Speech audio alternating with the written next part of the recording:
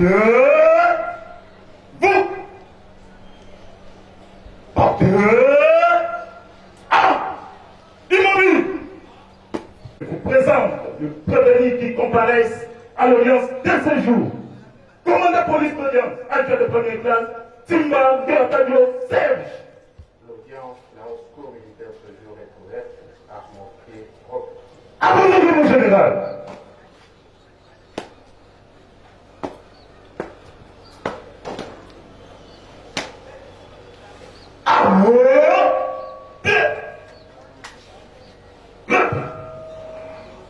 Poursuite de l'affaire qui oppose l'auditeur général militaire près la haute cour militaire siégeant en procédure de flagrance à la prison militaire de Ndolo et la partie civile République démocratique du Congo aux parties prévenues Edouard Mwanga Chouchou, député national, et Robert Mouchama Liroy, commissaire principal à la police nationale congolaise.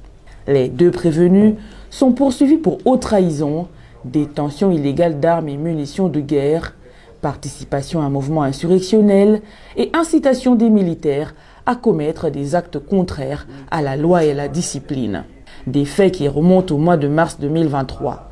Selon l'auditeur général, une cache d'armes et d'autres effets militaires auraient été découvertes par les services de renseignement après une perquisition effectuée dans les résidences du député national Edouard Mwanga Chouchou à Kinshasa et à Rubaya dans le territoire de Masisi dans la province du Nord Kivu.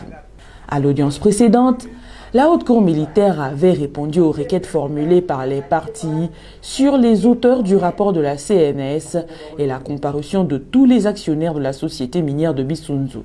À l'audience du jour, la haute cour convie à la barre deux experts en armement de la base logistique centrale, le capitaine Kaozi Lubula Crispin et le capitaine Liwawa Diongo. Ceux-ci énumèrent quelques éléments dont il faut tenir compte pour identifier une arme. Alors, tant que tu sois arme, il faut que tu aies arme et salemi et marquage, il est peut-être 31e brigade. À partir il y a les bois qui arme, c'est-à-dire il y a unité Songolo Pakala. Les dégâts d'identification de la il y a une loupe qui nyonso oyo ezali kotambola na kati na maboko na FARDC. Responsabilité ya bantu na biso ndenge esalemaka toke ba arme esombami eye na kati na gouvernement mpe na armée congolaise ba arme oyo esengeli eleka na marquage.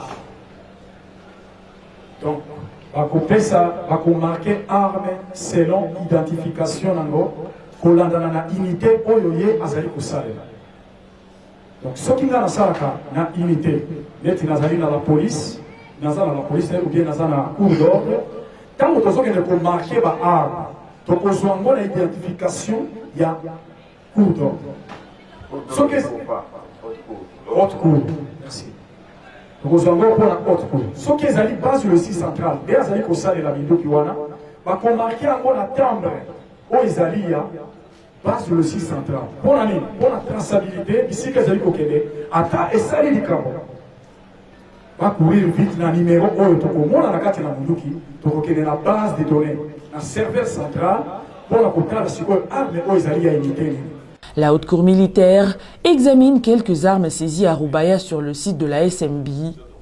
Selon les deux experts, la plupart des armes sont des AK-47 fabriqués en Russie, fusils d'assaut dont les numéros d'immatriculation semblent avoir été effacés et donc impossibles à identifier. Des lance-roquettes non marquées, mais avec numéro de l'industrie, une mitrailleuse légère de fabrication chinoise sans marquage, mais avec le numéro de l'usine, une arme AK-56-01 de fabrication chinoise. ezali ata na numéro moko te po toyeba epai wapi mondoki oyo etambolaka eutaki wapi ezali non identifié dans sans numéro. Il n'y a pas moyen de l'identifier, monsieur le président. Azali non marqué, possède pas le marquage. Deuxièmement, il a le numéro propre de l'industrie, numéro 280 25 35. Oui, on sait. Arme non marquée. Oyo ezali mitrailleuse légère ezali PKM, fabriqué par les RIS. La qualité est autorisée, il faut corriger parce que Bazolo va mingi AK-47. Mais nous, c'est AK-47. Où est Zali AK-56-1, brillante. Ezali, bassulant de Basali arme. Ezali AK-47. Donc, il faut modifier tout ça. Il compte, il y a AK-47. Ezali AK-56-1, fabriqué par les Chinois. Les avocats de la partie prévenue Mwanga Chouchou demandent aux experts sur quelle partie de l'arme peut-on trouver le numéro d'identification de l'arme. Les experts indiquent la carcasse de l'arme. Ils soutiennent que le même numéro également peut être marqué sur le couvercle. Nous avons suivi l'expert dire que les numéros, donc je peux dire quoi, les substrats sur lesquels porte le numéro 6430, il s'agit d'un couvercle adapté qui n'est pas celui de l'arme depuis l'usine de fabrication. Notre question est de savoir où peut-on retrouver le numéro, s'il vous plaît, Monsieur le Président. Non, allez-y. Où peut-on trouver les vrais numéros de série que nous considérons comme l'ID? Numéro il y a arme normalement et Tchamaka na boîte glace. Et ça m'appelle sa boîte glace. C'est ma espère. Parti Oyo, commandant Awa, Ti Awa, Ezali. Non, ne démontez pas. Vous démontez pas. Parti Oyo, commandant Oyo, Ti Awa. Tout est bien boîte glace. Le ministère public relève que pour certaines armes, les experts ont recouru aux pièces mobiles pour retrouver le numéro d'identification. Il demande à la Haute Cour si les experts peuvent procéder de la même manière pour les armes dont les numéros sont illisibles sur la carcasse. Les experts s'attellent à la tâche et relèvent que ces pièces portent des numéros d'identification. Dès que l'expert parle en français, je me rends compte qu'il parle mieux lingala mieux même que les soldats eux-mêmes.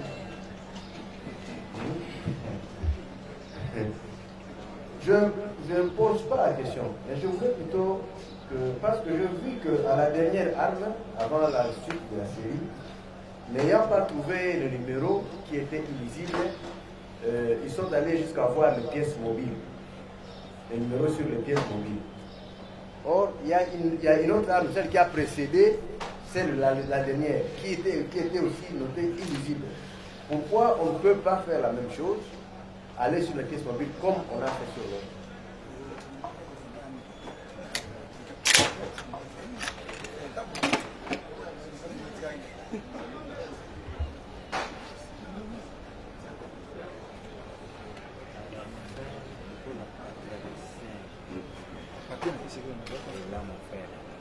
Voici encore un exemple en gros.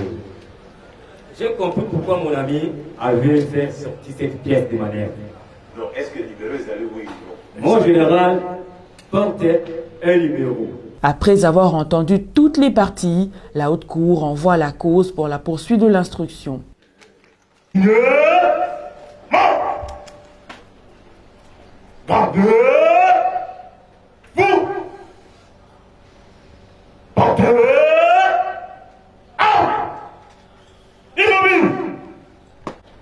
Monsieur le Président de la Haute Cour militaire,